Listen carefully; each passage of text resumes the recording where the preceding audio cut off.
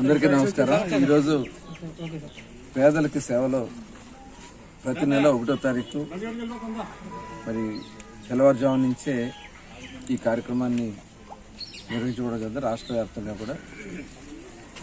ఈరోజు అందులో భాగంగా మచిలీపట్నం కాన్స్టిట్యున్సీలో గిలకల్లిలో ఈ పేదల సేవల కార్యక్రమానికి మరి ఇక్కడ ప్రారంభించుకున్నాం. మరి ఇప్పుడే గౌరవనీయులు పెద్దలు కొనకళ్ళ నారాయణరావు గారు, అలాగే ముఖ్య నాయకులందరూ కూడా మార్కెట్ యార్డ్ చైర్మన్ గారు, అలాగే బాబా ప్రసాద్ గారు, అలాగే మత్స్య సహకార సంఘాల జిల్లా అధ్యక్షులు, రాష్ట్ర ఉపాధ్యక్షులు, ముఖ్య నాయకులందరూ కూడా ఈ కార్యక్రమంలో పాల్గొనడం జరిగింది. ముఖ్యంగా ఈ రాష్ట్రంలో ప్రతి ఒక్క పేదవాడు కూడా ఎవరు కూడా ఇబ్బంది పడకూడదు, ప్రతి ఒక్కరికి కూడా ఒక భరోసా ధైర్యం కల్పించాలనేది ఈ ప్రభుత్వం యొక్క లక్ష్యం.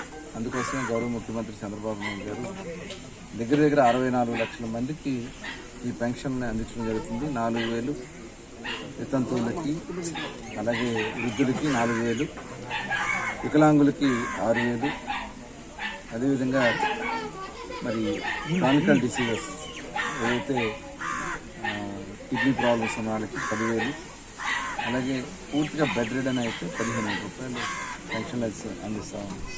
ఈ రాష్ట్రంలోనే, ఇది దేశం మొత్తంలో కన్నా మన రాష్ట్రంలోనే ఇంత పెద్ద ఎత్తున పెన్షన్ ఇస్తుంది. దగ్గర ప్రతి సంవత్సరం ఈ పెన్షన్ నిమిత్తం 35,000 కోట్ల రూపాయలు మనం ఖర్చు పెడతాం. ఇప్పటికీ దగ్గర 60,000 కోట్ల రూపాయలు ఒక్క ఈ పేదల సేవలో కార్యక్రమానికి ఖర్చు పెట్టడం జరిగింది అనేది ఇవాళ ఈ ప్రభుత్వం ఎంత చిత్తశుద్ధిగా ఉందనేది నిదర్శనం.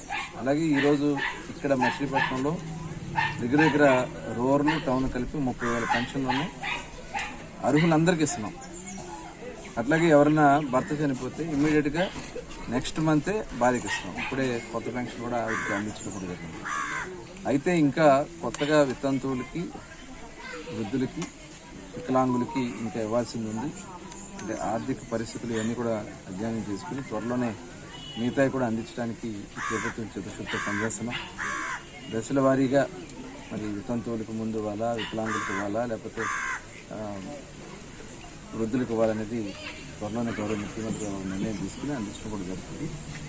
ఈ ప్రభుత్వం యొక్క చిత్తశుద్ధి. ఈ పెన్షన్లు, రేషన్ కానీ రేషన్ కూడా ప్రతి ఒక్కరికి అందిస్తుంది. 5 కిలోలు చొప్పున బియ్యం, అలాగే తల్లికి వందనం. ఈ నెలలో స్కూల్స్ కూడా తెరవబోతున్నారు కాబట్టి తల్లికి వందనం కూడా దగ్గర 10,000 కోట్ల రూపాయలు ఈ నెలలో మళ్ళీ తల్లుల అకౌంట్లో పడిపోతా ఉన్నాయి. అట్లాగే అన్నదాత సుఖీభవ, ఉచిత గ్యాస్ సిలిండర్, ఉచిత బస్సు ప్రయాణం. ఈ ప్రభుత్వం ఈ సూపర్ 6 చేసి ప్రజలకి, ముఖ్యంగా ఆడబిడ్డలకి తోడుగా ఉండే కార్యక్రమాన్ని ఈ ప్రభుత్వం చేస్తూ ఉంది. మరొకసారి గౌరవ ముఖ్యమంత్రి గారికి, ఉప ముఖ్యమంత్రి పవన్ కళ్యాణ్ గారికి, అలాగే లోకేష్ గారికి, పెద్దలందరికీ కూడా హృదయపూర్వక ధన్యవాదాలు తెలియజేస్తాను.